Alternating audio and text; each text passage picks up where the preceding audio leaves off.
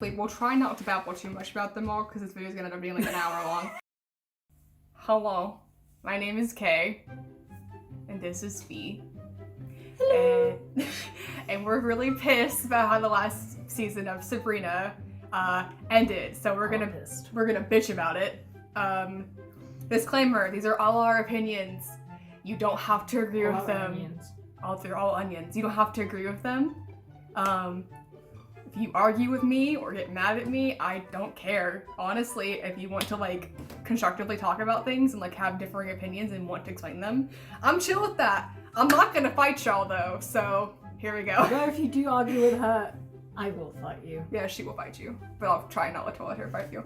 Anyway, I have a degree in mass media with a focus in film, and I've worked on films before, and she... Hello. I have a degree in English. It's not quite an English major because I'm Austrian. And I'm also a massive nerd. We're both massive nerds.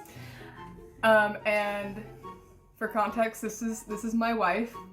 We've been married for about a week. It's exactly a week. Honey. Really? Okay. Yes. So here we go. Okay, so back after fixing a brief lighting issue. We don't function in the morning, so it is now 5 p.m. in the winter, so there's like barely no any natural light. It's basically eternal darkness outside. Yeah, it's snowy, so we have a little bit of that bounce light from the snow, so I had to put up, and we're on a phone and I don't have my camera, so This is a high-tech operation we're running here. Yeah, it's great. My phone is literally taped to the window. You gotta do what you gotta do, you know? So first of all, what is like your overall opinion of the final season? Final season. Sabrina. Or is it? Yeah, it probably It is. is. Especially after that. But spoilers. Spoilers. Yeah, well. Meh. Meh. It had its good moments. You could tell that it was rushed and they were trying to sort of find a way to end this. It really feels like about after filming 3 episodes, Netflix was like, hey, we're not gonna renew you by for the season. way, this is your last season. Wrap this shit up. You know, good, you know, this is your last season. Good luck. It felt insanely rushed.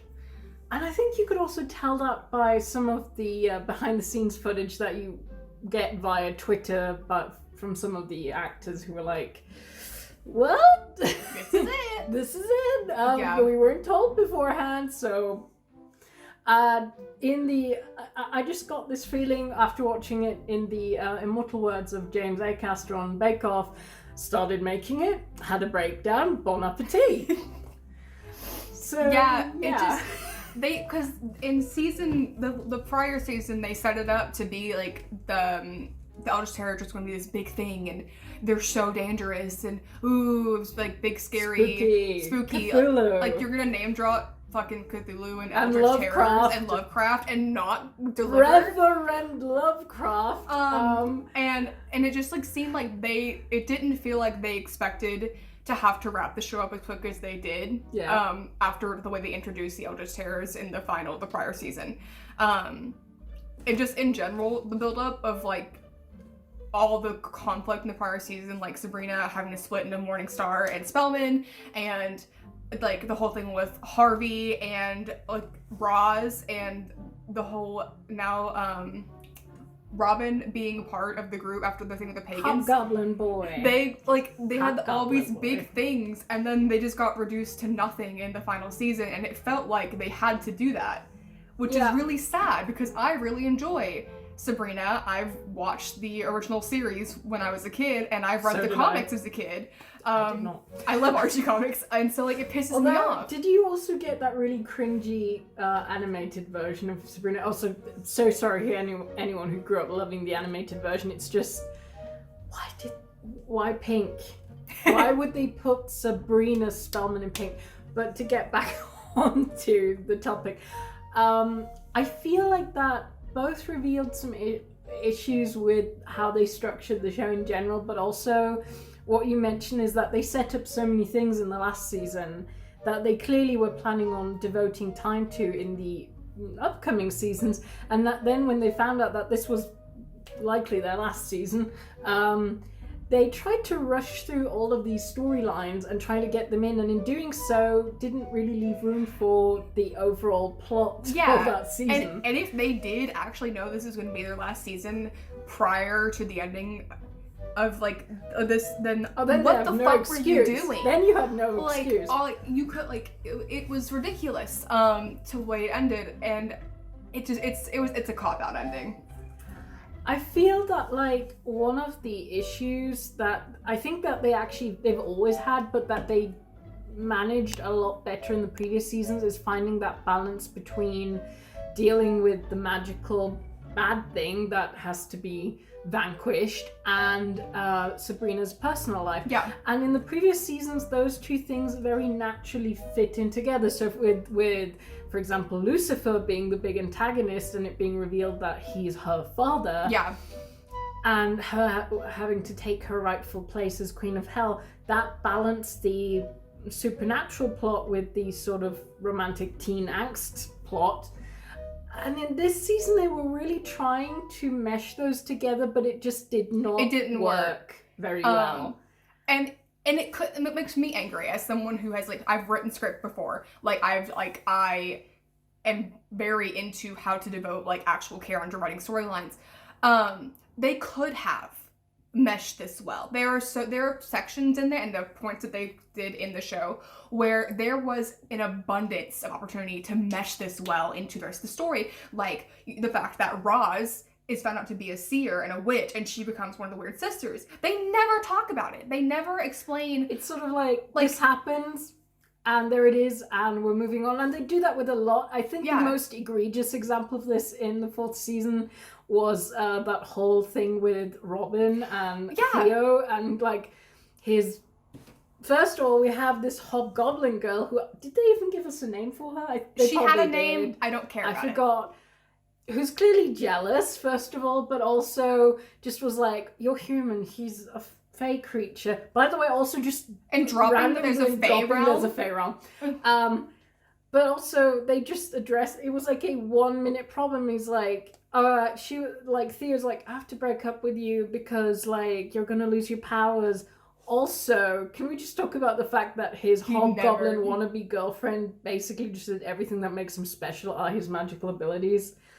I was so waiting for the payoff for that setup to be Theo going, fuck you. Well, not fuck you because, Exactly. But, ratings. Theo. But Theo going would say screw fuck. you. And magic isn't what makes Robin special. Yeah. What his inequalities is what makes him what makes him Robin is what makes him special. I thought that was what they were going to go for, but it was just yeah, you're gonna lose your magical powers. I guess I have to break up with you. Yeah, but also maybe don't. Also, Theo, if a fey boy asks you to leave the mortal world to live in the fairy realm with you, you go to the fairy realm. If you have a ticket to the fey realm, you go to the fucking fey realm. And the way you described that, I think that was the entire issue I had with the entire final season is they set everything up. They were set up for so many points. None of them had payoff. It's just bad writing 101. You set things up and there is no payoff, that's how you write it. That's how you write an unfulfilling script. Is you have all these big ideas and setups and none of them go anywhere. It's like creative writing that you read in 8th grade when you're with the nerd kids who want to be Tolkien. Yeah. It's just bad. It's actually something that in a lot of the student essays that I have proofread for my colleagues and undergrads, they also set up sentences or paragraphs that just go nowhere. Yeah. And that was I spotted that immediately. I think another really good example of this was that weird, sponge bath toy boyfriend that she was making, where you had this opportunity to set it up to be, and I think they were kind of going for it, that the Cthulhu possessed boy, that Sabrina thought this was her magical grow your own boyfriend boy, and that she would get them mixed up and there would be shenanigans when the actual sponge bath boy emerges. And that's a classic Sabrina sitcom I thought storyline that right was there. what they were going for, but then she just literally flushed him down the drain. Which this is where we kind of disagree. I don't mind that she flushed him. I don't mind that he never went anywhere, because to me, the point of him was Sabrina feels she has to have a relationship to fit in with her friends, and she has to have a relationship to be fulfilled. And she kind of realizes through this, like going through this, that she needs to be herself for a bit. But that goes nowhere, because 2 episodes later, she's with someone else. She's with someone else. I don't disagree with the whole, having this episode where she finally, realizes I don't need a boyfriend to be fulfilled, which is a great message for young girls. You're good. No, what bothered me is like they set up this classic, slapstick, confused identity setup, but then they didn't make use of this in any way. It was just like weird dream sequence. Now she has a tentacle tongue. And I think that's a good segue to talk about how disappointing the Eldritch Terrors were in general. Yeah. I'm going to try and talk about this without referencing the Magnus archives, but I'm sorry, I'll probably slip up, because that is my brain rot. That is my number one thing right now. Hello, I am a Magnus archives nerd. But she really is, trust me on this. But the Eldritch Terrors were overall disappointing and also nonsensical to a point where it just disrupted the entire flow of the show. If you're gonna name drop fucking Lovecraft and Cthulhu, you better make sure it delivers. Yeah. It's especially when you're making a show, which up to this point, as someone who is into craft and into paganism and is very interested in all these things, I was really excited during the pagan storyline in the prior season, and with all the name droppy stuff for witchcraft stuff and everything before that. They've name dropped the Salem witch trials, and they name dropped all these important figures in history of witchcraft. And the Greek pantheon. Yeah, all pretty of that. sure we had the Norse pantheon in there as well. Yeah, and the fact that they brought a cool way of bringing religion into witchcraft, and all that kind of stuff, and the fact that we had all these other witches that showed up to help out. I think that's also season 3 was setting this up as because up to that point we had the very Christian background for witchcraft. The satanic roots of witchcraft and magic being a Satan-given gift, and you having to sell your soul to him in order to have powers, and then having, for example, I really love that they just switched deities essentially and were no, we're going to worship Hecate now. And I did actually sort of like the payoff of that in season 4, where Lucifer is wait, how do they still have powers? I'm not giving them powers. And they're we don't need you. Yeah. I like that. But then, they also set up this, and it's mentioned in season 4 again, that there are things that are older than the Christian devil and God. And we'll get to that in a bit, talking about the angels, because I think we were both salty about how that was represented. But they set this whole thing up, the things that are older, and then also these things that existed before creation. You have this the primordial darkness, the primordial chaos, and they explicitly state that that's what they were going for with the eldritch beings. But then you have things like the uninvited, which first of all is human looking, and it's stated that he was trying to sit at the fire with what was presumably the first humans. But then they also say that they came from before creation, and they set it up in a way that it's made explicitly clear that the first humans created were Adam and Eve. They've already, you've already established this in the universe of Sabrina. Creationism is true. Yeah. But then you come and be but we have these eldritch Lovecraftian horrors now, which come from before time, but also they're pure chaos, but also the uninvited has this very specific agenda of punishing bad people. Yeah. It doesn't make sense. This is my face of trying not to go through explaining how those exist, and also explaining the ways that the fears exist in the Magnus archives. Yeah, we're trying not to turn this into did Sabrina rip off the Magnus archives video. Busted.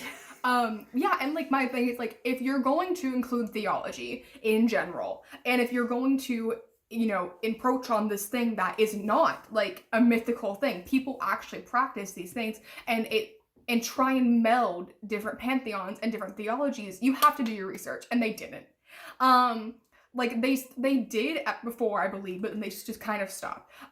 Which is sad because it was a really neat thing, and you know, people who actually do practice, or people who, you know, didn't know a lot about it, learned from it or could relate to it, and it made me upset. And it's just, there were so many good ways to go with this, and they just dropped the ball completely. The fact that they dropped that there was a Fae realm, which could go into a bunch of stuff, because there are witches. There are people who practice with the Fae. There are witches who that's what they go to. They're like, and it was so much they could have done, and either it's because they got dropped from Netflix, or because they just stopped caring about the overall tone of their show, which is what made it so beautiful and so interesting in the first place. It just completely fell apart, because there was so much to live up to that they just completely stopped caring about.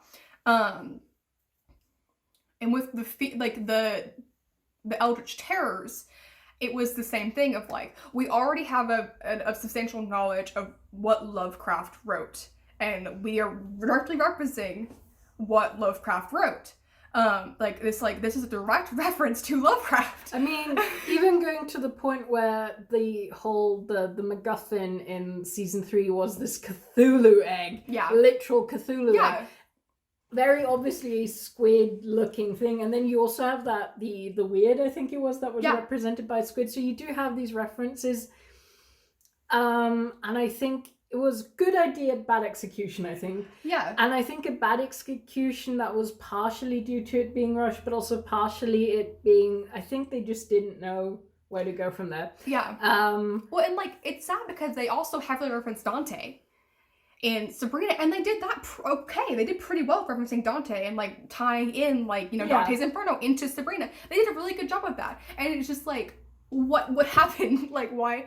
Like I understand they were trying to make this not just like Earth, not just like the witches, not just like pantheons of craft. They were trying to expand it into a more higher plane, because that matters. But they just kind of, maybe it was too much. But it makes me like, I'm very let down, because I loved Sabrina. And it was very. This is why we're making the video. It's my kind of thing. Yeah, and as someone who, you know, studies or has spent years studying how narrative structures work and don't work, how you build characters well, it was also a bit disappointing. Actually, talking about characters and about Sabrina herself, I mentioned The Uninvited earlier, and here's the thing. Sabrina is meant to be your typical in a sense, 16-year-old, in that, yes, she's a witch, but one thing that the show focuses on, that the very title of some of the versions of Sabrina focuses on, is that she's a teenage witch. And that she struggles to find the balance between being a witch and being a teenage girl and growing up. And that it also has negative qualities that we all had as a teenager. Yeah, we did stuff before we thought about it. We're all impulsive. We do stupid shit when we're teenagers. And I love that the show, you know, lets Sabrina do that. She's never made out to be some kind of saint. In fact, I noticed that they markedly tried to move away from the Sabrina always trying to do the right thing. Which I think they really played that up in season 1. Like, she was very, Satan is bad and witchcraft is kind of bad. Yeah, and then, you know, they move away from that, and she's, you know, she makes decisions that are just blatantly selfish. And that's, I think having her do that is okay. She's a 3-dimensional character. Yeah. But I think in season 4 they crossed from they crossed a thin line where, like, it wasn't just her being selfish or doing very typical teenage things. She crossed the line into being unnecessarily cruel at times. And I think the whole plot with the Uninvited, that was not something season 1 Sabrina would have done. And in a way that's okay, because she's meant to grow, but in a way, the way they handled that, or had her handle that, just felt unnecessarily cruel. Promising to marry him, actually marrying him, and then locking him in a doll's house seemed out of character. Yeah. I feel like Sabrina from previous seasons might have offered him a home, friendship, a place to come to whenever he's, feeling lonely. And that would have solved the issue, I feel.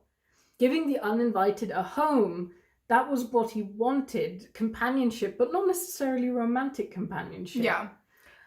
And it also would have, helped for her to have one of the Eldritch Horrors on her side. And, like, they did that with Batty Bat in the prior seasons, where they took someone who was not good and who was, and put her on Sabrina's and was being side. an antagonist and kind of got them on their side. They could, it's not something that they've not done before. I mean, effectively, that's also what they did with Lilith. Yeah. And speaking of Lilith... We'll get to Lilith. Yeah, yes. I also feel like the degrade of the characters is not just Sabrina.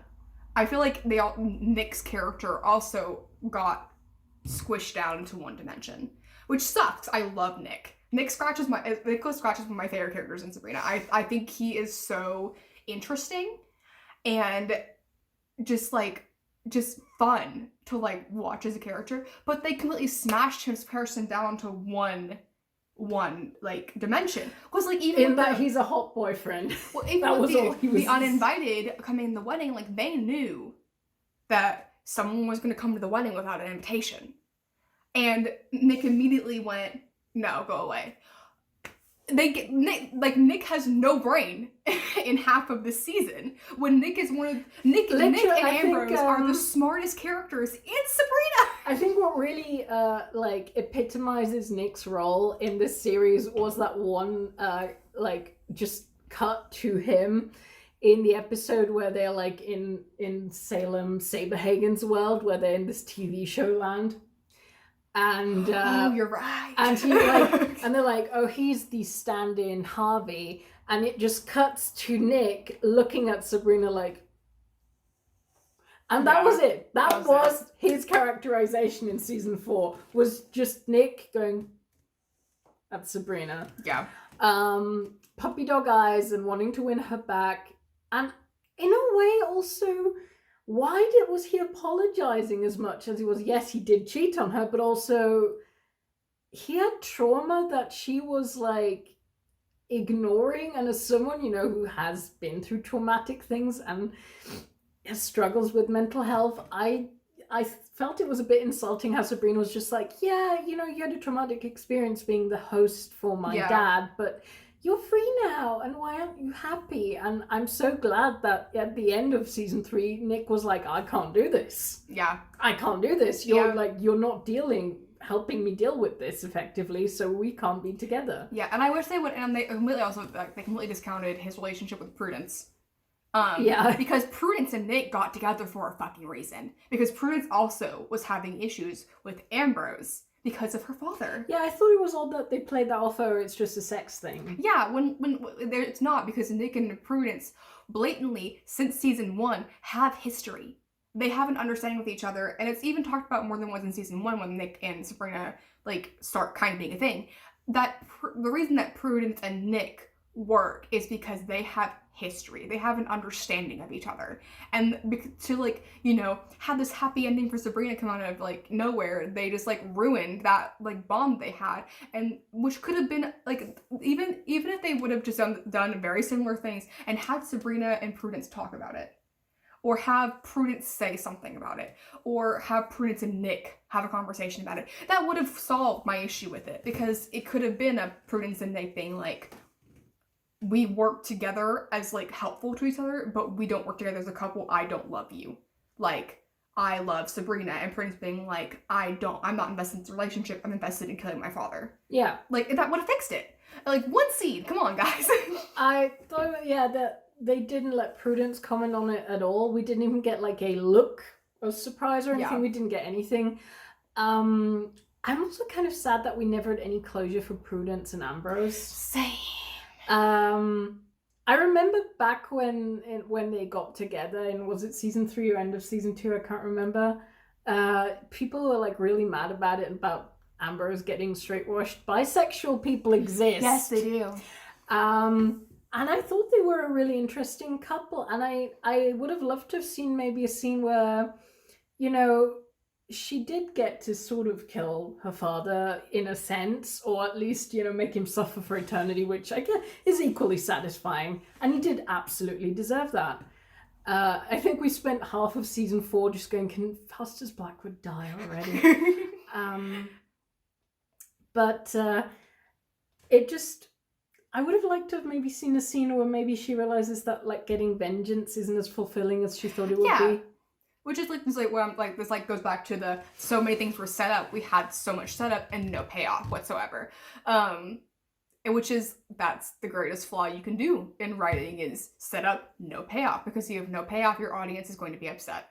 So we're gonna talk about the Eldritch Terrors. We're gonna go through them chronologically. We'll try not to babble too much about them all because this video is gonna end up being like an hour long. But we're gonna go through them one by one because they were disappointing. And the greatest flaw I can say for all of them together is one episode is not enough, especially when you're trying to balance other storylines within that one episode. I was gonna say the same earlier. It had sort of a weird line.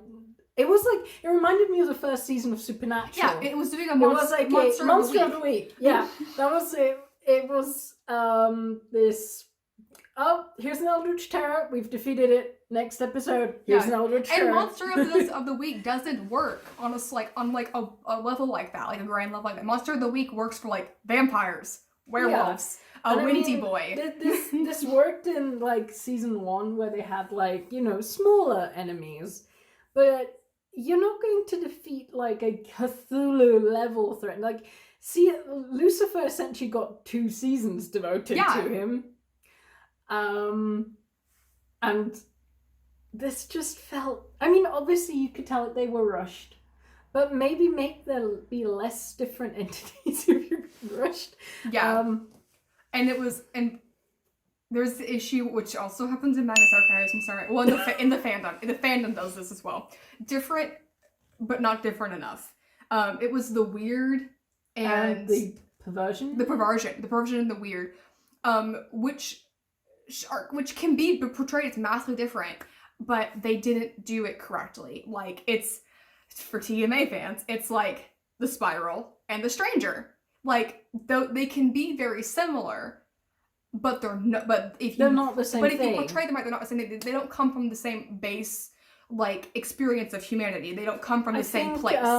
What they were going for with the weird was meant to distort reality, was how it was initially set up, but then it was like about mind control, which doesn't feel like the weird at all, which if you're going to go with a TMA reference here, it felt way more like the hive that we had with Jane Prentice, like having this hive mind and controlling everyone. I don't know why it felt out of place, because it was set up more to be a world distorting thing, which just makes me so angry, because as someone who my main thing is editing and cinematography. I also write scripts. As someone who I would kill to have done the editing or the set design or anything for a weird episode, because you could have gone off and been so fun and just made it, even with the nautical very Cthulhu underwater theme, you could have done so many more interesting things, and it was just this one biology classroom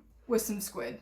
And I think also, given that essentially what they were trying to make, all of the other Eldritch Terrors were essentially trying to prepare for the Void, which we'll talk about eventually, but that wouldn't have made sense for me of distorting the reality of this world, essentially disintegrating this world, made it essentially, it was I got the sense that all of the other Eldritch Terrors were the mama bird, already pre-chewing the food for the Void. Yeah. So just assimilating everyone, I didn't see how that would help. So let's go. We've already branched away, but what's the first one that ever happened was the darkness. And honestly, this is also proves I feel like they got told half of the season that this was going to be over, because the darkness episode was not that bad.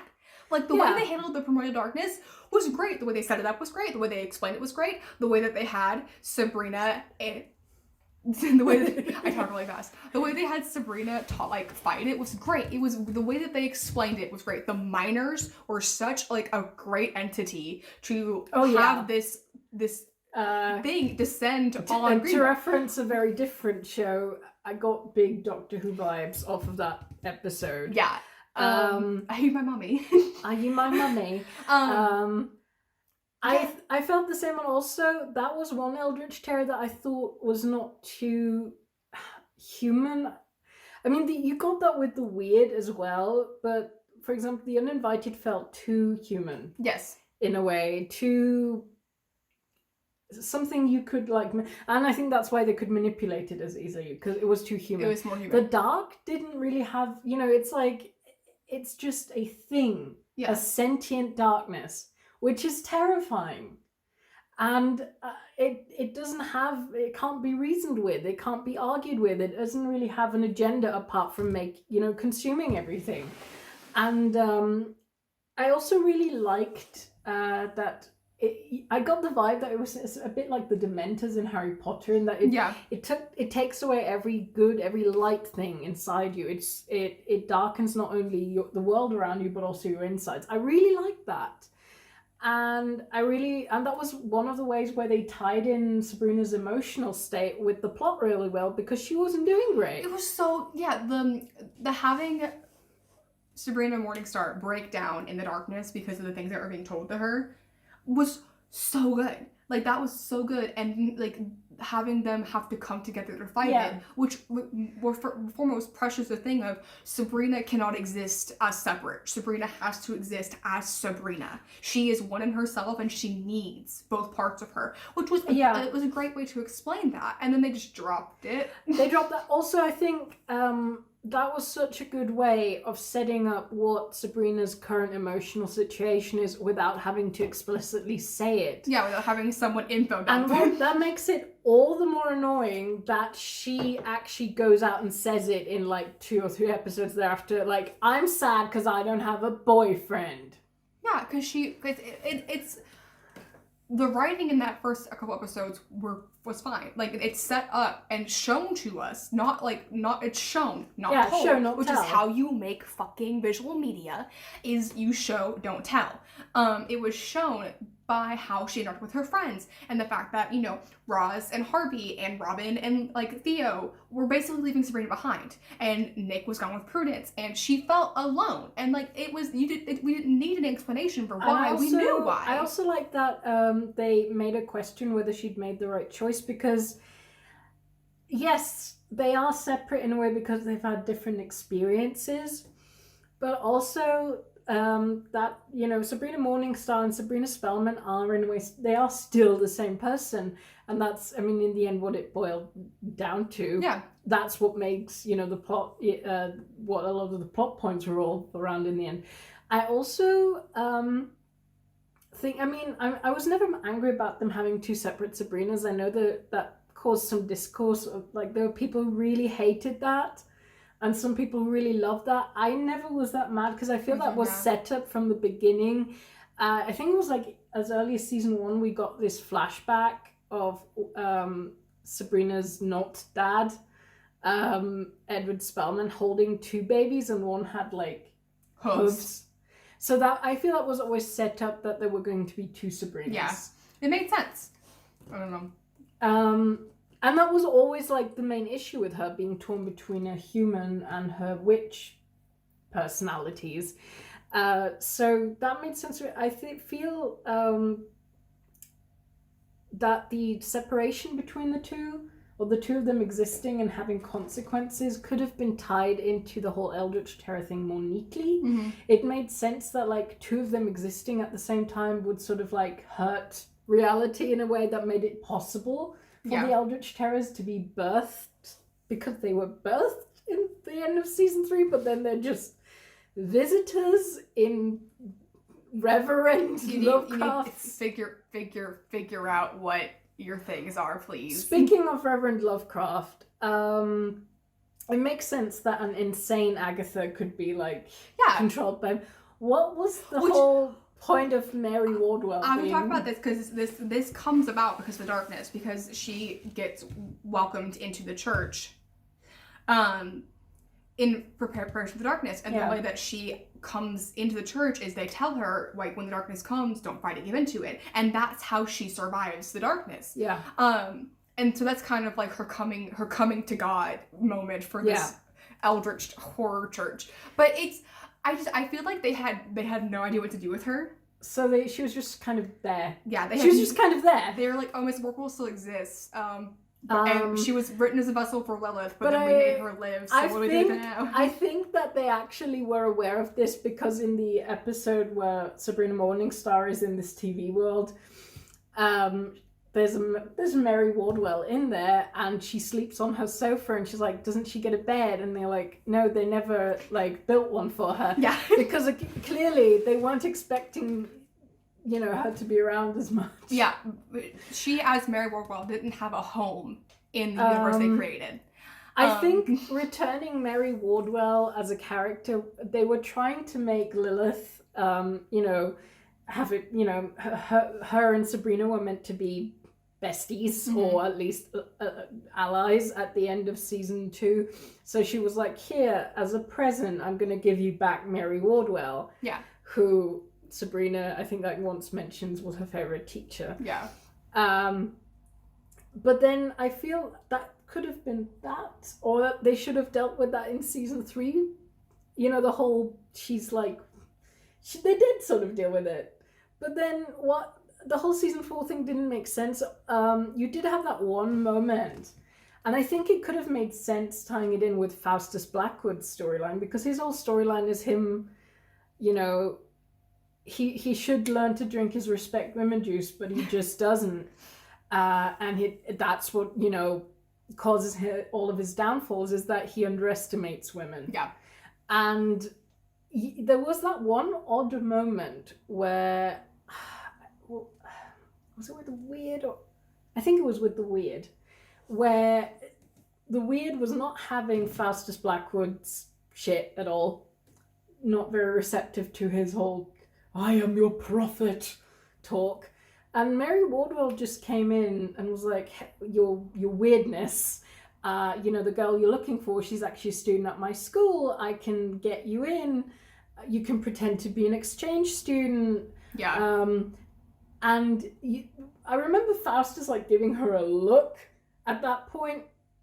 And I thought, oh, okay, they're going to set up this conflict where, again, a female figure is taking away his role as the leader of a cult, and he's not going to be happy about it, and there's going to be tension between Mary Wardwell and Faustus Blackwood. But then that just didn't go anywhere. Again, another thing that they set up, but then just did not. Which take also anywhere. would have made way more sense at the end, where they had Mary Had her Wardwell reading out this book. the ending of Sabrina.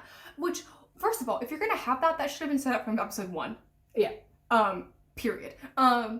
But, like, which, if they would have carried out that plot of Mary Wardwell becomes the new, like, head of that church. Yeah. That would have made far more sense. And, like, it kind of made sense, but then I was like, wait, who the fuck is reading this book? Oh, why is it Mary Wardwell? Why is she out of the church now? What is going? It's more confusion over the confusion in the final episode. They kind of had that because they didn't have Mary, but they had Lilith narrating part of Sabrina in the earlier seasons. Yeah, but so that it makes sense from, like, that they have the same actress narrating it for, like, a cohesion standpoint. That doesn't make sense, but it being Mary Wardwell made less sense, I guess. It made sense for Lilith to read it out. But now that it's no longer Lilith and Mary Wardwell, it made no sense anymore. Like, speaking of Lilith. Yes. So I'm going to go ahead and say I did not like the whole Sabrina Caliban thing. In a way, I did like the whole, Sabrina Spellman's whole, memory of Caliban was her trying, him trying to imprison her for eternity and taking away her crown. And Sabrina Morningstar, having, spent more time with him, and that being a source of tension between the two Sabrinas. I kind of like that. And also Sabrina is someone who like impulsively gets into relationships and she likes the bad boys. That's been established. It did make sense. I didn't like that they actually ended up getting married. No. I was so hoping for Sabrina Morningstar to discover that he's still a prick, because he is still a prick. He's still a prick. Which also, speaking of that, another plot point which went fucking nowhere was Caliban still trying to take the throne. Went nowhere. Nowhere. Here's the thing. Lucifer is established to be immortal. Yeah. Immortal. Why does Lucifer need an heir? Or grandchildren, for that matter? I guess Lucifer, like, knows that his power isn't ultimate. Like, it's been established that there are people trying to take the throne of hell. Yeah. That's been a thing. But, like, now that he is on the throne, his daughter is reigning as queen, his power should be pretty much absolute down there. So I did not quite understand why he was even interested in having grandchildren. And also clearly I think he felt that like as a prince consort, Caliban was less of a threat. But I was surprised that Caliban was even still alive, because after like imprisoning Lucifer himself, I was surprised that based on how Lucifer's been characterized so far, he would have torn that shrimp to shreds. Yeah, honestly. Would have had him for breakfast. Speaking of things that made no fucking sense relating to Caliban, so as we all know, I know what you're if you've seen, you know exactly what Caliban's balls. I was like, what is she gonna talk about now? And I was like, oh, balls. Okay, we need to put a cap on how many times I'm allowed to say balls. I'm just gonna put a counter. Okay, so trying to scare off Caliban, Sabrina and Prudence set up this whole thing where they try to get him to convert to the cult of Hecate. Yeah. And they make, I'm guessing they made it up, or maybe because I don't think Nick's balls have been cut off, or Ambrose's. No, it was totally made up. That was definitely a made up thing. They say that he has to be castrated. And in the end, he does castrate himself, and we literally, Sabrina Morningstar gets a box with 2 clay balls in them. What was that scene? But then later, she's like, "Oh, he's made of clay. He's made of clay. It's fine." What's the point then? Why did he refuse to do it for so long? Like, bro, it's just men being men. It's men being men, I guess. But that was such a weird scene that didn't go anywhere. What the? Like the him believing you have to cut off like parts to like become something makes sense in the guise of like, oh, if he is only from hell and he comes from from a biblical sense of hell. Yeah. That's what lots of people like who believe in the biblical sense of hell believe, that like, people who follow Lucifer do. Like that's what people believe. That's what Satanism is. That's what witchcraft is. So that makes sense that he would believe it. But the fact that he gave a shit about it when he's made a play makes zero sense. It's just stupid. Yeah, it was really weird. I mean, Caliban as a character has always been weird to me, because like he's a man made of clay. They sort of trying to go back to the Adam being made of clay thing, but then also he's a Shakespeare reference, and which I'm all for. Like I'm all for that. I'm all for whatever his character never really made sense. Also, I know you don't give a shit about Dorian, but I was so fucking mad that Dorian was like, they're like, Dorian's dead now. He's done nothing for this entire season. He's dead now. Goodbye. I mean, it makes sense that Dorian would be a dick to the uninvited. I didn't give a shit, but like, I wasn't like he wasn't so important a character that I was like angry about. Like if it had been, say, Ambrose or someone, I would have been more upset about that. I thought that like every time they would involve Dorian Gray and like the picture of Dorian Gray and what he is, every time they would involve that, I was always so endeared. I thought it was such a cool thing to include. I also did not get how that could kill him, because they did make points saying he's immortal but not invulnerable to harm, but also I feel like that doesn't make sense in terms of Dorian Gray lore. Hi, English major here. I actually did write a paper on Dorian Gray once. Because the way it's set up is that the portrait takes all physical harm. that Dorian endures. So everything that like harms his body is endured by the portrait rather than him. Mm-hmm. The portrait is sort of like it's the vessel for all of his sins and wounds as well. And the only way to actually kill Dorian Gray in the book is to destroy the portrait or to, harm or damage the portrait. So having him die from having his heart ripped out made no fucking sense in terms of Dorian Gray canon. Do your research. Do your research. Read the goddamn book. Speaking of the Uninvited, because we should get back on track of going through the Yes. terrors instead of babbling for 20 minutes straight. We've already talked about the Uninvited a little bit, so I don't think we can talk about the Uninvited a lot. But anything else you'd like to add? Because you have a lot of. I had a lot of onions about You have this. a lot of Uninvited. Like, I didn't give a shit. Like, I thought it was very sad. I felt really bad for him, but I was mostly just bored. I felt bad. I felt he felt out of place. It was weird that one of the Eldritch Terrors would have. All of the other ones had the only agenda they had was to prepare the world for the coming of the Void. It felt odd to have this one Eldritch Terror, and there goes blooper reel. It felt odd to have this one Eldritch Terror that has a personal agenda. So from a narrative standpoint, that bothered me. It bothered me that the way it was treated, that was just like me, a very subjective, personal opinion. Well, I didn't like the way it was treated. I didn't feel it made sense from a characterization point of view. And I actually think what would have made way more sense and a good way to deal with the Uninvited, because who is the most hospitable, loving, warm character on the show? It's Hilda. It was Hilda's wedding. Having him be invited to a wedding of all things, having him be like welcomed as a guest at such a function, that would have been a perfect way to solve this. Yeah, and the fact that Hilda did that. She tried to do welcome that. Me, and he went, "Nah, fam." Like I'll go back to my whole thing. I think that Nick just flat out denying him entrance in the first place while also knowing what's going on just made zero fucking sense.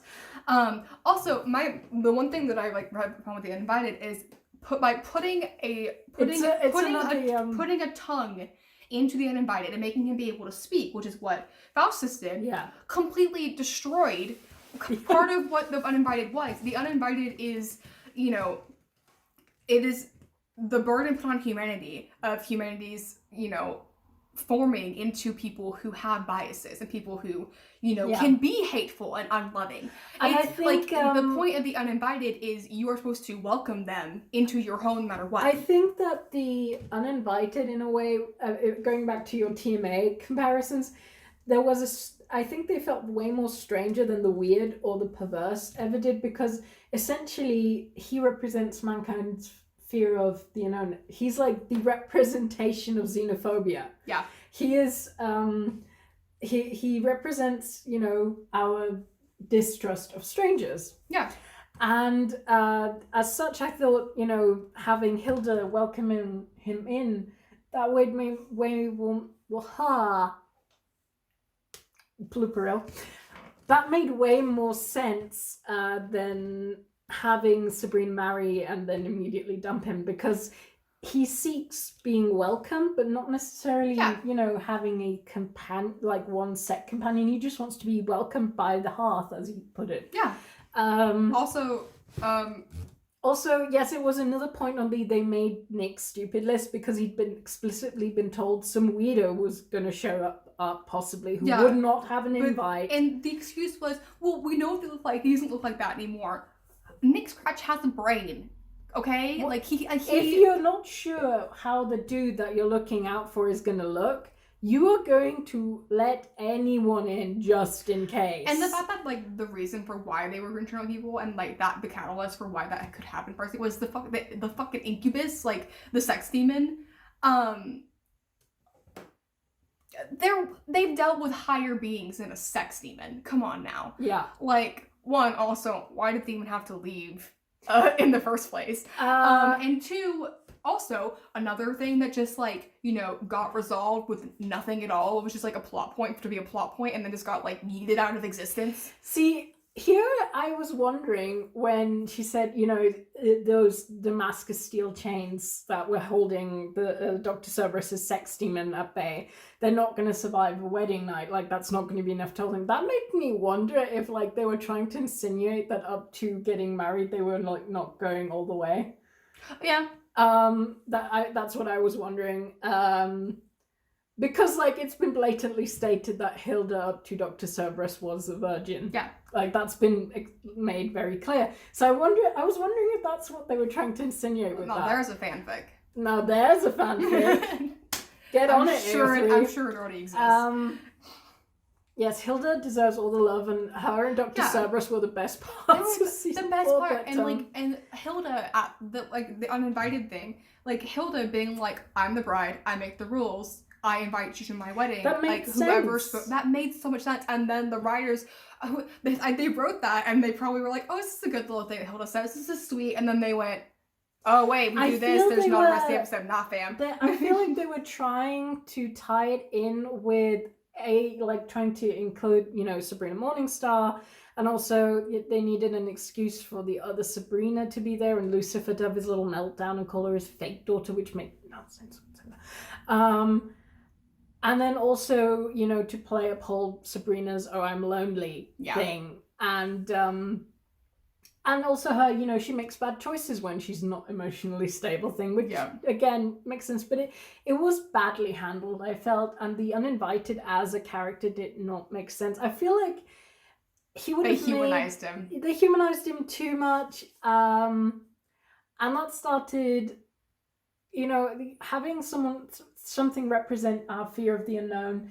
That does make sense. But I feel like you could have done something there where I feel they wasted the idea on the weird of the taking over somebody's body, and, you know, making doppelgangers maybe, or like have the uninvited be someone who takes someone else's form, or you know, and because you have the whole doppelganger thing going on already. Why not make use of that? You have the whole Sabrina situation. I can tell you're trying to say something, please. No, I'm really resisting the urge to just outright say the final season of Sabrina ripped off the Magnus Archives, but did it awfully, because it honestly feels like it. Johnny Sims deserves better. Anyway. I mean, we'll get to that again when we talk about the ending, because, this is turning into a Jonathan Sims simp video very quickly. As all of my videos should be. So I think we should continue on to the next Eldritch Terror, which I don't remember which one it was. I weirdly enjoy, we didn't talk about the perverse a lot. No, the perverse was boring. It was boring. Also, like, why does everything have to be Nazis? Why does everything Come on now. Be more into, like, you can be more interesting than that. I did not understand the whole he's using, you know, a fear of witchcraft. I liked that it was only this little bubble of, like... That, I loved that. And I loved how Robin and Ambrose beat it. I actually liked the gimmick of the salesman. I missed him. I wanted more of him. I want to know who the fuck he is. He? Who is that? Like, please, give me a spin-off series of just the salesman. Just the salesman. Yeah. I enjoyed parts of that episode. Because I do think that, like, yes, Faustus absolutely would declare himself like an emperor and create this regime, but I always thought that he would go like what I like to call the Voldemort route of subjugating non-magical people. Yeah. Because he's always harped on about how magic users are superior to mortals. Yeah. So it really surprised me that he went the whole witches are bad and that's how I'm going to control the populace. Or even you could even go a Handmaid's Tale way and just like subjugate female. Like, that would have made way more sense. Just like female but witches. I did like those. For me, the most fun parts were the kind of weird episodes, and that's taking us to the oh my god, the eternal, everlasting. I can't remember what it was called. Oh god, what was it called? See, this is how much I care. Salem, evil mind reality altering Salem. was the best part of this whole season. I screamed. She did. Whenever the OG Sabrina Teenage Witch, Hilda and Zelda showed up. I was like, we were like, neither of us were expecting that. We did not see it coming. It was so good. That was, I think, a really fun way to do the whole Sabrina Morning Stars to go to an alternate reality. That was a really fun way. I also love that, like, the whole reason that, like, the OG Sabrina wasn't there was that they say she's her replacement because she wasn't, cutting it. I was sad because I wanted to see her, but like maybe maybe they couldn't get the actress in. Maybe she didn't want to be in it. I don't know. But, they had the rights to Sabrina. You could just had one of the OG episodes like playing in the background. I would have died. I also really like that little fourth wall break of Sabrina realizing that, like, she is on a TV show where they showed scenes from season 1. Yeah. That was funny. And re-filming prior scenes. Yes. Yeah, that was cool too. And then, of course, the twist that the master of this world, the main character, the star of the show, is Salem Saberhagen. Yeah, everyone's like, who's the thing? Like, is it Faustus because he's the big bad for the past 2 seasons? And then it's fucking Salem. You have a very blatantly gay Faustus, which, thank you. Also, Caliban was actually pretty sweet in the episode. Yeah, that was the most likable version of Caliban. I liked alternate Caliban. Initially, I thought, it makes sense that Ambrose wouldn't be here because Ambrose's character essentially is what Salem was Ambrose in the original is what show. Salem was in Spring. Having the person who is under house arrest because he did a bad, and that's what Salem Saberhagen always was. But then to have that plot twist that Ambrose is like making the cat food. And I feel like there's a reason he chose Ambrose, like alternate universe Ambrose, to do that specifically. Yeah. Was because he'd usurped Salem's role. Ambrose figured it out. Of course Ambrose figured it out. He always does. That was good. That was one of the highlights of the show, is having that Speaking throwback. of Ambrose, quick side note here, because we talked about how Nick was like just become A, very stupid, and B, just be like nothing but the hot boyfriend. Mm-hmm. And like being in love with Sabrina was his only character trope. I do kind of hate that they did the same to Ambrose, in the sense that he just became like a magic Wikipedia page. He was like, hey, here's the evil thing for this episode, how do we defeat it? And Ambrose says that in like sort of weirdly Shakespearean English, because that's how he talks. And then Ambrose's role in that episode is done. Yeah, and he could have done so much more, because like when like the stuff with the Celestial started being a thing, like having Ambrose stationed in that little area with all the planets and like constantly being a watchful eye over what is going on in the planes, like they could have done so much more with his character with that. Also, Celestial. So this was sort of one of the few times that the show addressed that angels exist, because if there's a Christian hell and Lucifer, there must be the opposite, there must be a heaven. And also the fact that Lucifer was an angel. I like that they addressed that, because we haven't, and they didn't make a big deal about it. They just had Lucifer address them as sibling. I like that. I like that they actually used gender neutral pronouns for angels are non-binary. But also I've always felt it was odd that that never sort of featured in Sabrina any more than it does. Well, and also like they've had other princes of hell be introduced in Sabrina, aside Lucifer before this, and lots of the princes of hell are also angels. Yes. Who fell, like Memnon, Beelzebub, like people like that, and they're so separate from how Lucifer is that they don't. There's no glimpse of that being a thing. Hello, I love demonology. Well, here's a fun fact for you: in the whole Christian lore behind the devil and Satan, Lucifer isn't actually considered to be Satan in a lot of these. He very often just gets conflated with an angel called Samael, who, fell because he doubted God's creation. Well, and depending on like what you believe in, like with demonology, Lucifer isn't the head. Like, and also Lucifer and Satan are completely different entities. Yes, they're very often like, and hell has existed before Lucifer because he was cast down there. In some, some version, it's sort of also stated that like he created, hell, like that's his crater from when he fell down there. I would have liked to have seen more with that done, because they do sort of address that when they go into Lilith's backstory. You actually see the wounds from where he lost his wings. Yeah. And I thought that was quite interesting, but they then sort of dropped that. Yeah, and as someone who's interested in demonology, and especially the interpretation of like the seven princes of hell being seven deadly sins, Lucifer's pride, Satan is wrath, and you have Belphegor, and like, you have all these different people, and they have celestial counterparts. They have counterparts that are angels that are the graces, and they could have tied that in, like, it was kind of a reference because you have this angel that was blatantly a sibling of Lucifer come down. We are not sponsored by Starbucks, by the way. No. Or Coca-Cola for that instance.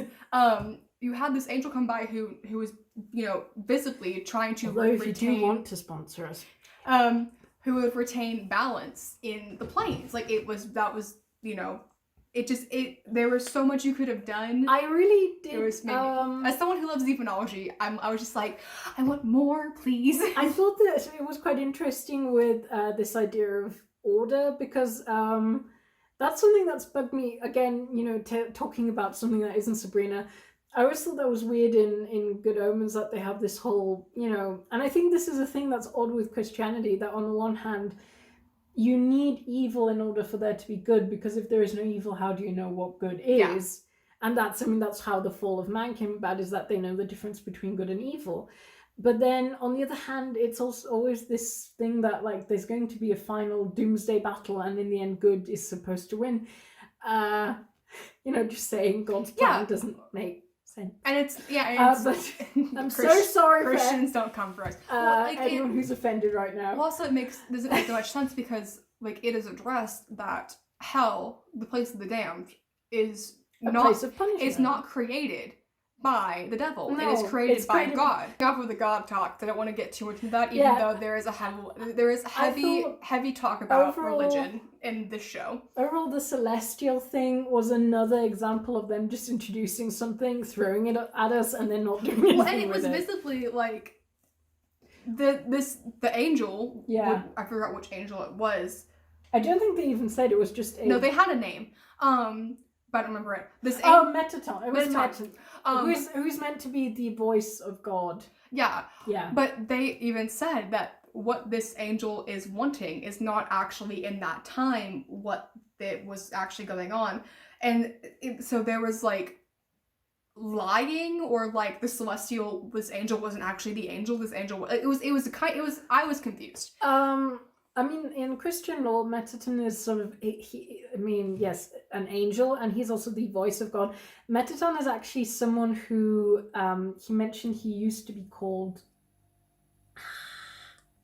Enoch. He mentioned it was Enoch. And Enoch is actually someone who was a human mouthpiece of God. He received God's prophecies and then, brought them to the world. So he's someone who actually became an angel after death, which I thought was also quite interesting.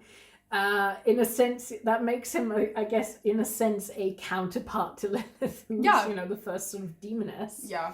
Anyway, focusing back down on the entities. But, very interesting that they introduced that and then don't do anything with it, but also...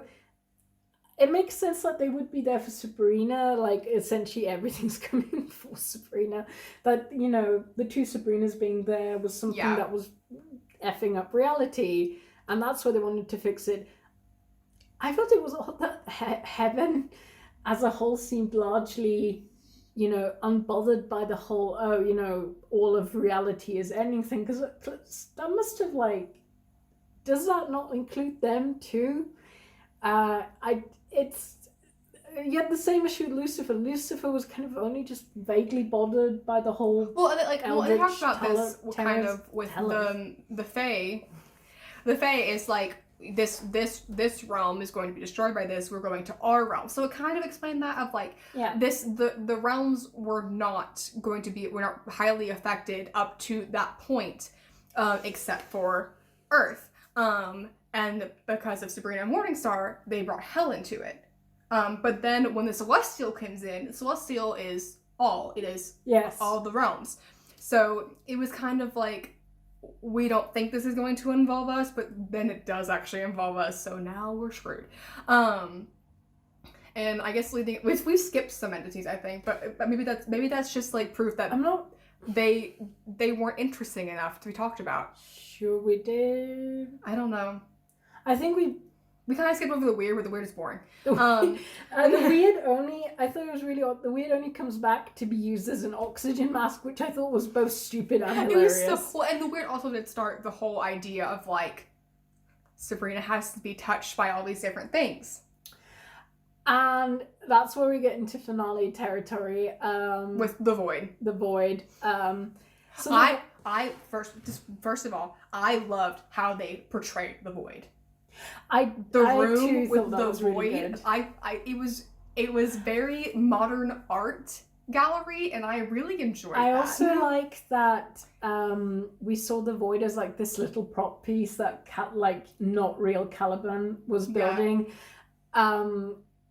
I also like that like the little heaven or like just afterlife thing that Sabrina's in after she dies is also, looks like the Void, because that's what, she was being possessed by the Void when she died. So it made sense that this is what she would be forever trapped in. But also, and they kind of juxtapose it because the Void was very modern art. Yes. And it makes me feel how modern art galleries make me feel. But then they had traditional art hanging in the afterlife, basically. Yeah. And I was like, oh. I liked that. I liked the reference to Pandora's box because, again, we're going outside of the whole Christian. You've got the Greek mythos. Mixing pantheons has been a thing. I mean, the Eldritch Terrors both have Lovecraftian, a Lovecraftian flavor. That's the main flavoring. But then you also get these little notes of chaos, which is an idea from Greek myth that before the first light appeared, and you have Gaia, the earth, and Uranus, feel free to laugh, Uranus, the sky, you had darkness, and you have chaos.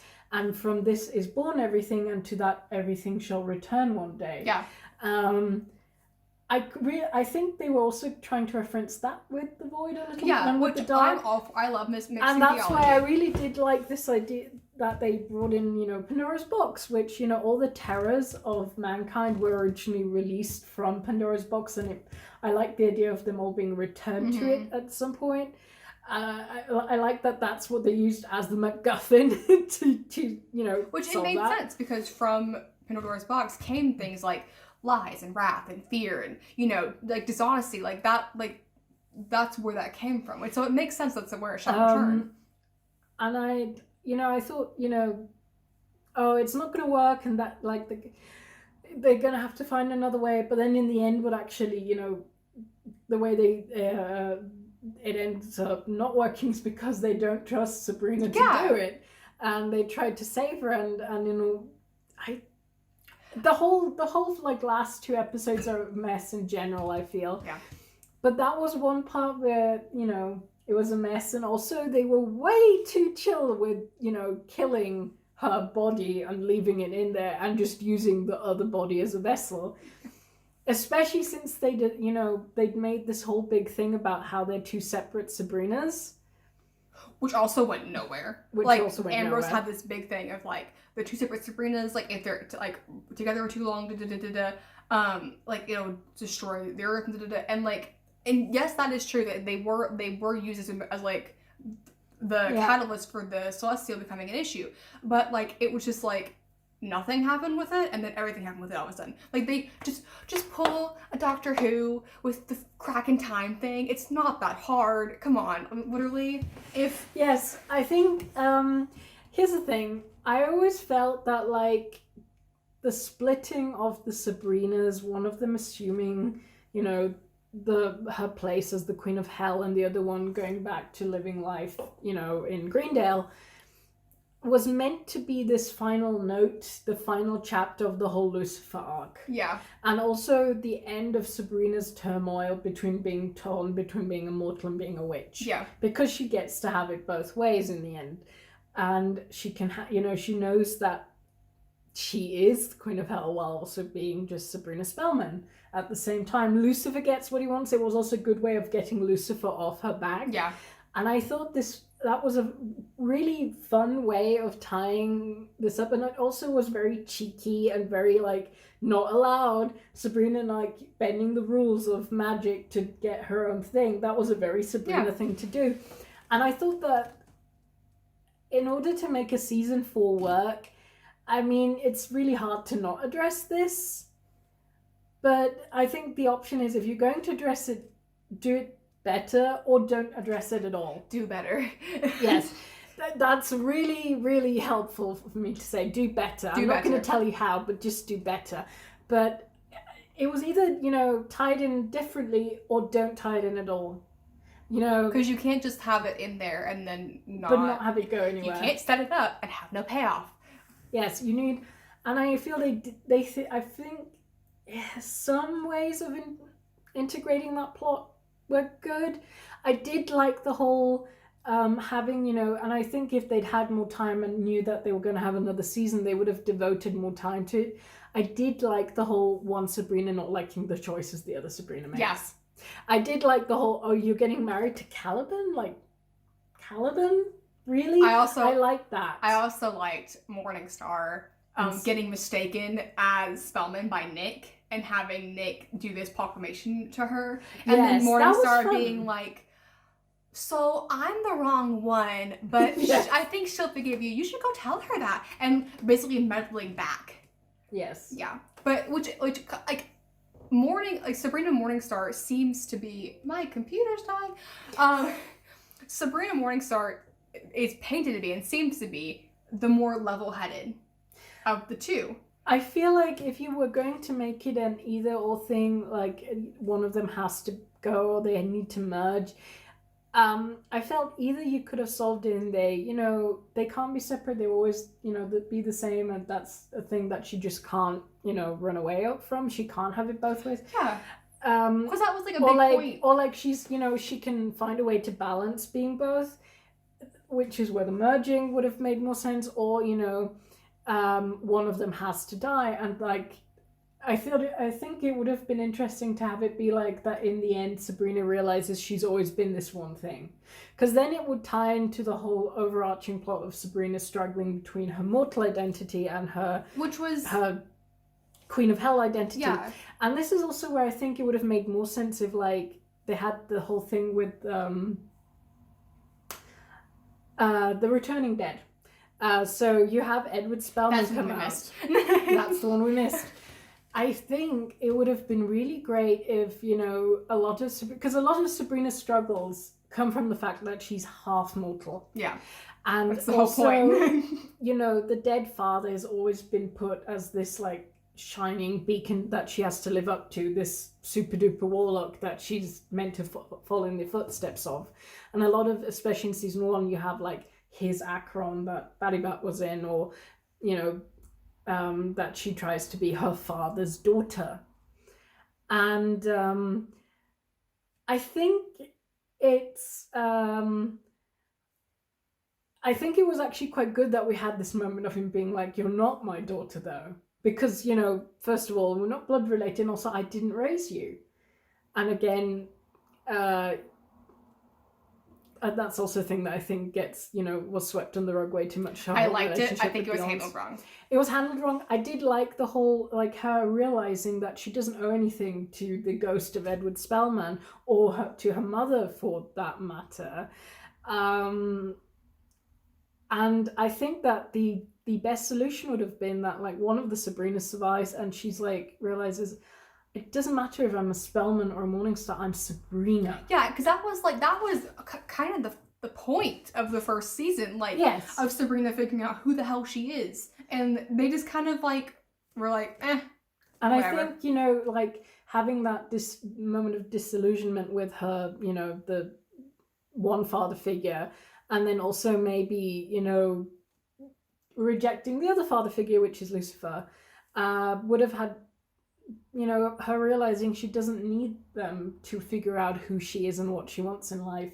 That would have been a good moment, and also, you know, that would have been a good way to go, you know, I hate calling it the girl power theme, but it is the girl power theme. Well, exactly, because Sabrina, like, overarchingly, like, she bases herself on her relationship with men. May it be a boyfriend, may it be her father. She like, a lot of her, like, emotional state and how she feels about herself and the world around her, she bases on men. But she's raised by 2 women. Yes. And like that should be a big point. And I think it would have been good if, like, in the end, you know, that's what she accepted. She doesn't need to base who she is on her relationship with her 2, you know, father figures, the Spellman or Lucifer, and that she's like, no, I'm me. Yeah.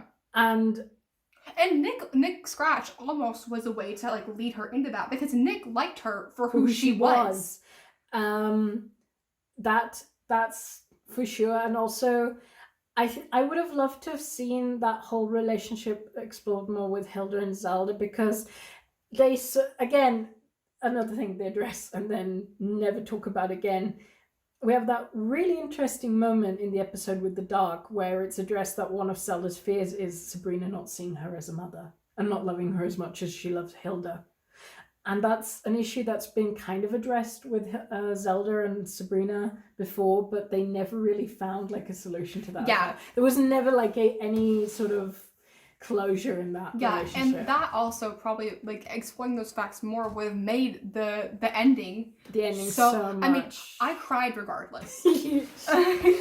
But I didn't cry for Sabrina. I cried for Hilda and Zelda and Ambrose. I think and yes. Roz and Harvey. And Theo. And I also got angry on their behalf, and we'll get into that in a minute. I think the time has come for the ending. The time has come for the ending. We've been babbling for so long, and we could babble for much longer. This is how we function in general. But I'm gonna try and bring this in. We talk about the ending. This is our first video, so bear with us. We'll get better in the future if we do more of these. Well, I've made videos before, and I babble all the time anyway. So going back to my Sabrina ripped off Magnus archives. I want another divorce. The whole Sabrina is touched by all of the Eldritch Terrors, therefore she is the catalyst for them ending and just consuming them all. Hello? That's basically the reason why Jonathan Sims became the archivist in TMA. Holy... Anyway, Similar thing in Sabrina, she's been touched by all of the Eldritch Terrors. And they achieved that by the putting of Sabrina Spellman's soul into Sabrina Morningstar's body. Because the terrors not only touched the body but the soul, and Sabrina Spellman did not touch the Eternal or the Void. I think we need to take a step back and go into the whole, why does Sabrina have to die in the first place? Like, before going about the Hound Wild. So I feel that, like, the makers of the show felt that in order to get, you know, closure and also to, like, you know, put a very definite ending onto the show, they had to kill off the main character, which doesn't make sense, because in Sabrina the Teenage Witch, the prior series, she didn't have to die to end. I also feel like maybe they were trying to be edgy with that, because that's, you know, maybe they thought that, it's a daring thing to do, killing off the main character. But if we kill Sabrina, now it's gonna be worse seasons, like, whatever. You know, the Divergent series does it, why can't we do that? Spoilers for the Divergent series, I don't care about the Divergent series. You know, this whole, she's the chosen one, and the chosen one dying is, you know, a trope in a lot of movies we see. I mean, you see it in Harry Potter, he dies and comes back because he's back basically wizard Jesus at that point in the series.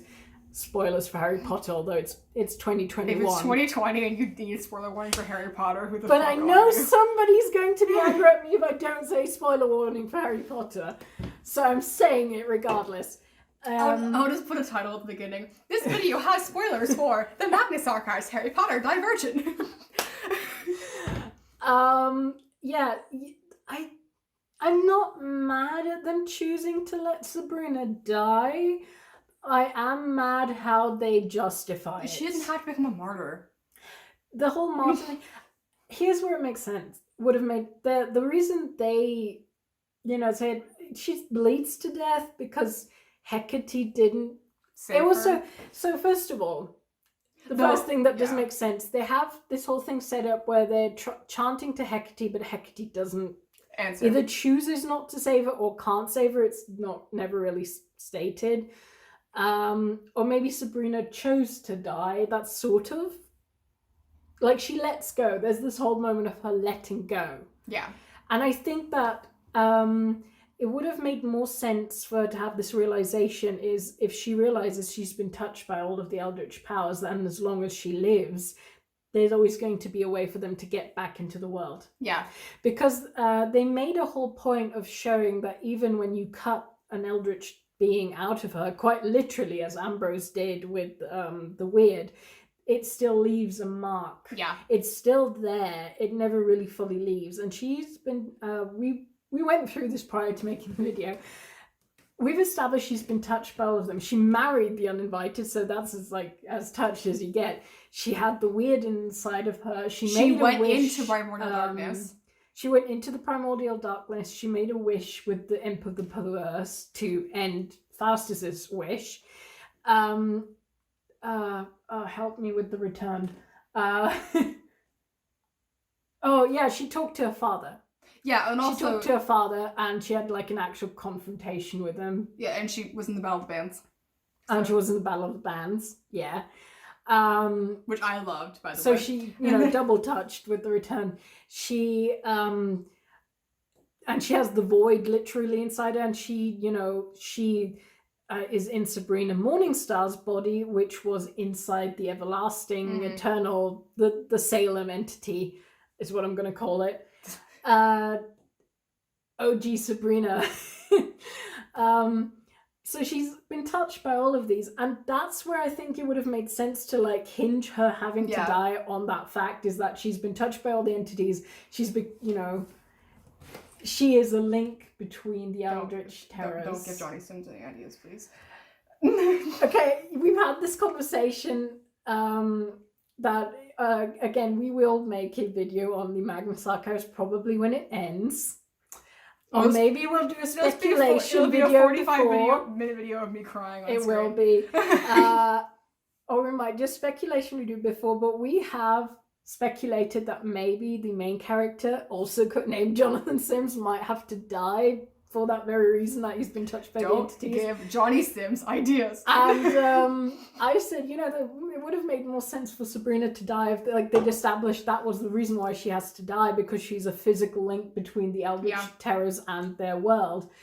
And now we're scared that maybe Jonathan Sims in the Magnus Archives might have to die for the same reason.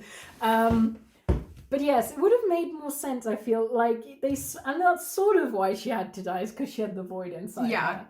But and she couldn't control it. She couldn't control it, but I feel like because I think that's one of the problems why they always have this easy solution for things, or they have like a fix it for everything. Oh, we can just use this spell or do this in order to avoid Sabrina dying or any other unpleasant result. Yeah. I feel that it would have been good if they had a moment where we can fix this, we can suck everything into the void and then get the void out of Sabrina and make sure she doesn't die in the interim. And Sabrina having that maybe through flashbacks where you show her interacting with all of the different entities, her having that realization of, oh, I've been touched by every single one of these. I'm, as long as I live, they're never going to stop Instead of just trying having to Faustus Blackwood. Instead of just having position dump. Yes, and her having that moment and then deciding to die. Yeah, that would have made more sense. And then also her saying goodbye to her aunties, to her loved ones. In that way, her choosing to die would have made more sense if she'd had that realization. Because it really just feels like Sabrina gave up. And Yes, and he's like, oh, well, this is my final season. Gotta die Yeah. now. I'm going Just- to die now. Oh God, now he Um, brought the Adventure Zone into this. I will never pass up the opportunity to make a Magic Brian reference, and that is a thing you should all know Yeah, about it just me. felt it felt like Sabrina gave up. It felt like the writers gave up. It just felt like they gave up. Which is not a satisfying ending for anything, honestly. No, I didn't like that shit. I think it would have been maybe better to postpone the death of one of the Sabrinas to the ending. So you have one of the Sabrinas die. So that would have tied those things, because I feel like they had an opportunity to tie together plot strings that they didn't use. So you just have these individual plot threads that never come together to make a whole. That's, I think, the main issue with season 4. Project. It's like a bad sewing project. It's very muddled. Nothing comes together. It doesn't make sense. It's like a very confused fusion cuisine dish. I did rather enjoy the visual of the void coming out of Sabrina being the white, and then when they turn back to Sabrina after she's like given up and died, it's now red. I did enjoy that visual. Yes. A lot. I enjoyed the everyone coming together around her.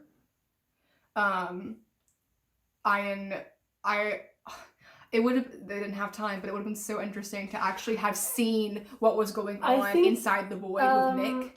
And I think they were trying to go for that a little bit in the past. Sabrina's always been like, no, like, I don't want to involve anyone in this. I want to fix everything myself. Yeah. Which has always been like an issue that Sabrina's had, is that she didn't want to try to involve people in her problems. And everyone coming together to, you know, help her. I thought that was a nice... Yeah, that was nice. The ultimate takeaway from this show is, if y'all would just fucking communicate for 5 minutes.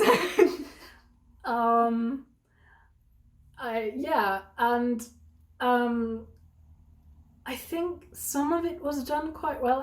I really, really loved the flashbacks to her childhood. Yeah.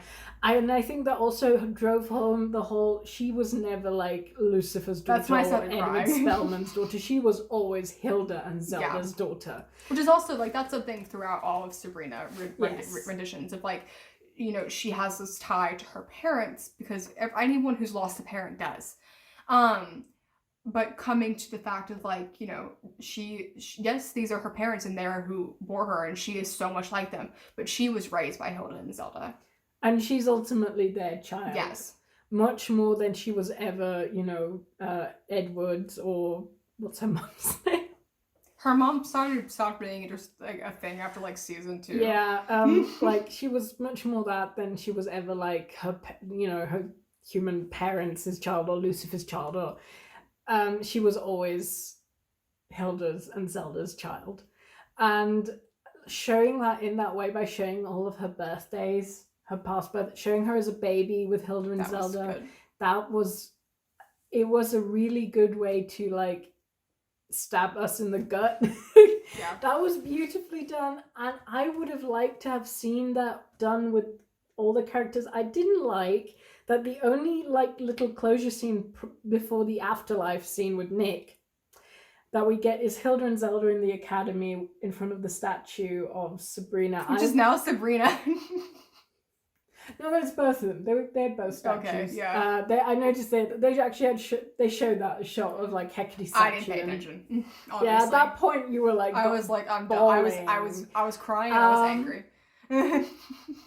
I felt there should have been much more of a tie-in with, you know, there should have been much longer scene with Hilda and Zelda grieving over Sabrina. That should have been way, way longer. Yeah.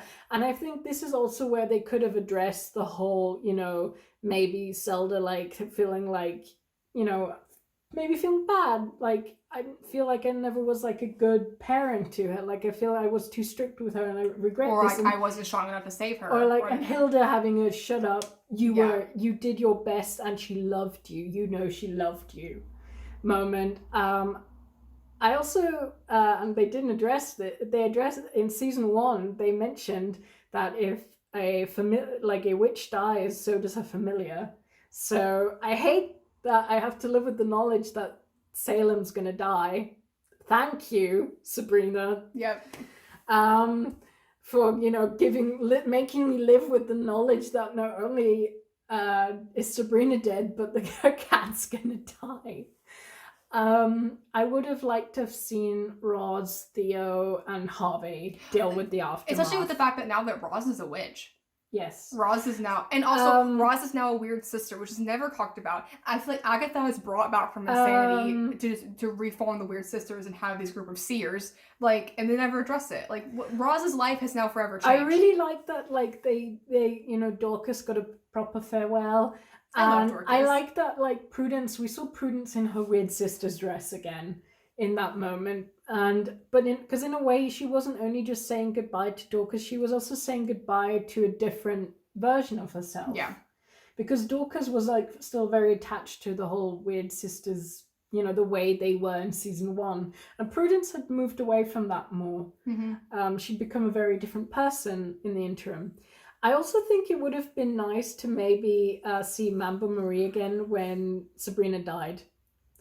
Yes. So we established that Mambo Marie is actually Baron Zandi, who's like a Haitian Creole god of death, which was of the underworld. So hot. I'm not gonna go into like Creole lore because I don't know. I'm not qualified to talk about it. It's a close practice. It's not our place. It's not. Yeah, it's not our place to talk about it. So I don't know if that was represented well or not. I thought it was an interesting twist. When she said she wasn't who she said she was, I initially thought they were going to go like AHS Coven on us and she's going to be Marie Laveau or something like that. Yeah. I was not expecting that. I loved it. I thought it was really good. I loved it. I also really like that, like... Also, thank you for proving that everyone in the show is bisexual. Yeah. And also sort of like implying that like Mambo Marie / Baron Samedi is like, gender fluid in some way, shape or form. That was interesting in that like Mambo Marie is a form that he deliberately chose. Yeah. So I want to know more about this character. There's so many interesting little bits of the final season, Sabrina, that I would love to like things just like, I have in their enjoyed spin-off for. That like we got Zelda got her dog back as a little like it was like a little consolidation gift. That was cute. For losing her girlfriend. I just want that relationship as like a series. Honestly. Also, Zelda would make an amazing queen of the underworld. Yeah. Essentially, I love that they turned Zelda into like a Creole Persephone by doing that. It was good. It was good. There were so many good little things amidst all the chaos. I like that. I thought it would have been nice to maybe see, like, because like he's been established as someone who guides souls into the afterlife or to the underworld in some way. It would have been really nice to like have him reappear or have Mambo Marie reappear and guide Sabrina's soul to the afterlife. Yeah. That would have been an interesting, and it would have made sense. And it would have been nice to like see Marie or Baron Samedi again because it felt weird that he was just gone. Yeah, and we had like the Angel of Death come back. Yeah. Like it would have been so cool. Like all you would have to do is have the two of them standing there together. Yeah. Not just the one. Yeah. Would have been so easy. Yes, or maybe have a moment where like Sabrina's, vision is starting to blur. She's looking up at Hilda and Zelda, and then it's just like Mambo Marie might be standing behind Zelda or something like that. You could have had that thrown in, and it would have been a lovely little nod. One shot. 1 day. 5 minutes of filming. One shot. And also, it would have given away what was about to happen. Yeah. In a really cool way.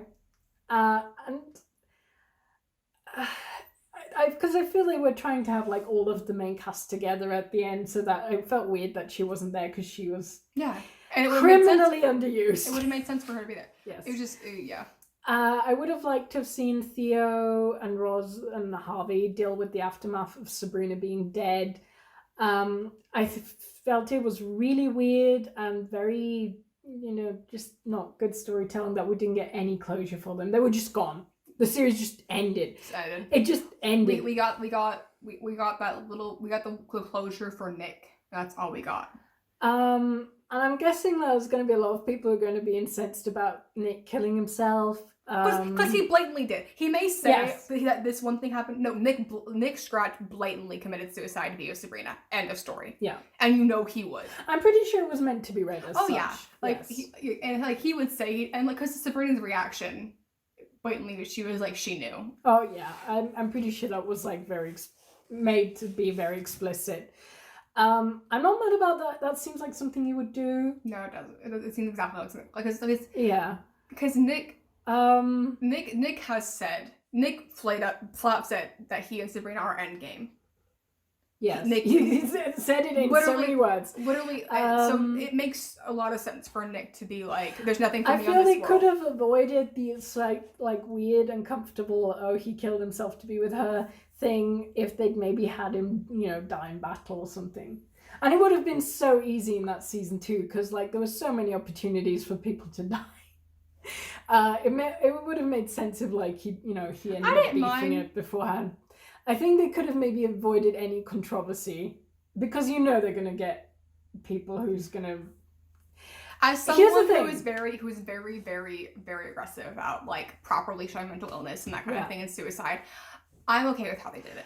Here's the thing, and I do kind of agree with people who are going to say that it does kind of romanticize the idea of suicide. It does. And I do take issue with that, especially the idea of like, teenagers killing themselves because of heartbreak. Because that does happen to this day. Like, this isn't just a Romeo and Juliet thing. That does happen in real life. Yeah. And I feel people are going to take issue with that. Yeah. And I do understand why people are going to take issue with that. So maybe having him die in the battle beforehand would have, avoided... they could have avoided that. Yeah, but Nick being who is able to go into the void and stuff like that makes sense. So having him die prior to Sabrina's death would mean you have to change how they went about the ending entirely. That is true. I still felt it was, maybe not the best idea. It makes sense from a character point of view. Is it the best thing to put in a show that's aimed towards young people? Maybe not. Yeah. That is like, usually I'm very like, people need to not be so sensitive about things, and differentiate between fiction and reality. This is one of the few cases where I'm like, if people are going to, get offended or mad about this being presented the way it was, I do see why. Well, we live in a post 13 Reasons Why world. Yes, especially living, and yes, bottom line is, don't kill yourself over over a boyfriend or girlfriend. Yeah, it made sense for Nick. For Nick as a character, it made sense because Nick became very devoted. Yes. To Sabrina. He was utterly devoted to her, and it does make sense that he would not want to go on post losing Nick her. If they would not have romanticized it so much, they didn't really talk about it a lot, which I appreciate because I think talking about things sometimes also is an issue. But like the fact that Nick wasn't able to find it would have also made sense if he joins her in the afterlife, but then they established that he lived his life out. Yeah. And here's the thing, I would have had like closure scenes, first of all for the aunties, a much longer closure scene was needed. And then for her friends, for Harvey, for Roz, for Theo, we needed a closure there where like we see how their lives go on, how maybe get like a little bit of a hint how Roz, deals with being a witch. Show Hilda's life with Dr. Cerberus, show how Zelda fills her time now as being the head of the academy again. And then at the very end, and also Ambrose, I forgot, show what Ambrose does now. Maybe he finally goes and travels the world as he's always planned. And then at the end, show Sabrina in the afterlife and then have Nick come to her, but establish that he lived out his life. Yeah, I agree with that too. Yeah. Because it makes sense for him to want to die, but it also makes sense that he knows that's not what Sabrina would want for him. Yeah. And to him to go out and live his life and do all the things that, like, she never could. Yeah. Maybe also, like, it makes sense that he would go out and try to find, you know, all the things that he knows Sabrina would have wanted to change in the witching community, The wizarding world. world. Please don't sue us, J.K. Rowling.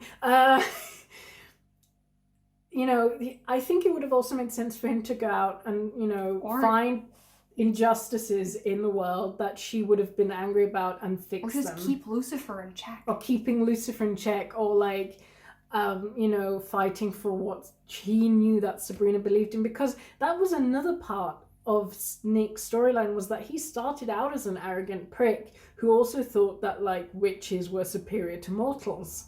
And he learned better because of Sabrina. Yeah. He changed his mind about the mortal world with Sabrina. And you see that in his interaction with Harvey, for example, how that changed from season 1 to season 4, how they, like, actually, you know, were cordial with each other. Mm-hmm. You see the same thing with Prudence. I think it would have been really nice to maybe see Ambrose, Prudence, and Nick go out into the world together to change the, you know, the magical community and fight for that. Prudence and Roz. Show Prudence and Ross getting close. I would have loved to have seen more of Prudence beyond her just, you know, finally getting hacking her, literally, like, sawing her dad into pieces and scattering them into the four corners of the earth. Which I didn't mind. I didn't mind. I like she that she got to do that, but I would have loved to have seen maybe her, you know, her, Nick and Ambrose go off together and changing the world for the better. Because that's what Sabrina wanted to do. Sabrina wanted to use her powers for good. Yeah. That's something that's always been established about her, and it would have been nice to, like, to see them honouring her memory like that. Okay. And then at the end, you know, you have Sabrina and Nick reunited in a very, very Titanic sort of way. In a very Titanic sort of way, but if you're going to do that, I think that would have been a more, should we say, first of all, a more inclusive way of doing it, because a lot of the characters just, you know, we never got any closure for them, and also a way that meant, you know, doesn't romanticize suicide, because it did, it did make me uncomfortable a little bit seeing that. It made sense character-wise, but it wasn't the best way ideal. to go about it. No, it wasn't ideal, and I think that that summarizes season 4 wasn't ideal. So too long didn't read. The TLDR version. Do better. Do better. Yes, do season 4 again. Do it better. Or was this all a fake season 4? And will there be a secret good season? Totally didn't read. Sabrina. It started out being something that was really great and had a lot of good qualities and had a lot of space to grow, and I seemed to actually pay attention to what it was talking about for a while, but it really, like, this last season really feels like they got dropped with this is your last season after the filming of episode 1. I wish season 4 didn't exist, but I do wish that there are moments from season 4 that I wish they included in previous seasons, like having Sabrina realize that Edward Spellman never really was her father, neither in the biological nor in the sense where it really matters, in the sense that he didn't raise her. I think that was a good moment to have. Was handled badly in season 4, but I like that moment was there. I wish it had been addressed earlier. Yeah. I wish the whole, you know, neither of you of my, you know, my dad and her, like, not defining herself through, you know, her fathers. So I wish that had been there, but not in season, you know, that should have been addressed earlier. I liked moments of it, didn't like season 4 as a whole. So the next time you want to reboot Sabrina, hire us. Yeah, it's disappointing, and some people probably liked it, and that's fine if you liked it. Like I said in the beginning of this probably very long video, this is just our opinion. As people who genuinely enjoyed Sabrina the first couple seasons and have watched Sabrina for a long time and who enjoy the things that Sabrina talks about. Just our opinion. and we didn't like it. We didn't like season 4. Yes, I think that's something we need to say in any kind of discussion of a piece of media. Of course, our opinions are highly subjective. If you loved season 4, then kudos to you. You know, good. This is just what we, were our thoughts on the show, and I thought season 4 was a bit of a letdown. I mean, you see that with a lot of good shows of them, Game of Thrones. I think they did better than Game of Thrones. They did. I will give them that much God, credit. that's the bar now. That's You the did bar better now. than Game of You Thrones. did better than Game of Thrones. Or, for a long time it was Sherlock. At least it's not season 4 of Sherlock. BBC. No, it was... I think everyone knows. I think that's like the first thing people think about now when you say Sherlock. Yeah. But yes, If you enjoyed it and it makes you happy and it, we're not taking we're that not taking away. that from you. You are allowed to enjoy things that, as long as those things are not hurting other people. You are allowed to enjoy things that are perpetuating bad ideas. And you're also allowed to enjoy things that just aren't well made. Yeah. I love some bad stuff. Like, I love some really shoddily made films because they're fun and they're kitsch, and you can like stuff that isn't perfect. It's what I like to call the Moulin Rouge debate. Exactly. I mean, and yes, that's yes. a video we should make. Yes, I have a degree in mass media with focus in filmmaking. I guess I've worked on films. Yes, I've written scripts. Yes, you have nearly a master's in, I love that you had to say nearly masters. You're this close. I'm this close. But I promise I'm qualified in my field of study. Yes, of course, we are very, we're, this may sound arrogant, we are experts in our fields, but... I'm not Lindsay Ellis. Don't you wish? And I'm obviously not a professor or anything, but we may be coming into this with some more background knowledge on how these things are made. That does not make our opinion any better than anyone else's. No. The too long didn't read is also becoming way too long. So we're gonna wrap up. We're going to try and wrap this up now. Thank you for watching this very long video. If you have other things you'd like to rant about with us, or anything to agree with or disagree with or have conversation about, please feel free to leave comment or reach out. Opinions are always welcome, and I love having conversations. I will be putting both of our Instagrams, both of our Twitters, and anything else related in the bottom box. If you want to subscribe or like this or whatever, do it. I don't care about follower count. I do this for fun. And this is our first video ever, and also the first video of us as wives. So thank you so much for joining us. And if you'd like to see more of us discussing things, if you have ideas for future videos, please let us know in the comments below, and click that subscribe button if you enjoyed the video. Hit that bell. Hit that bell. Next time I post in 6 months from now. Hit That's that how bell like it's a raid in a Minecraft village. Okay, we're starting the video now. Look for real.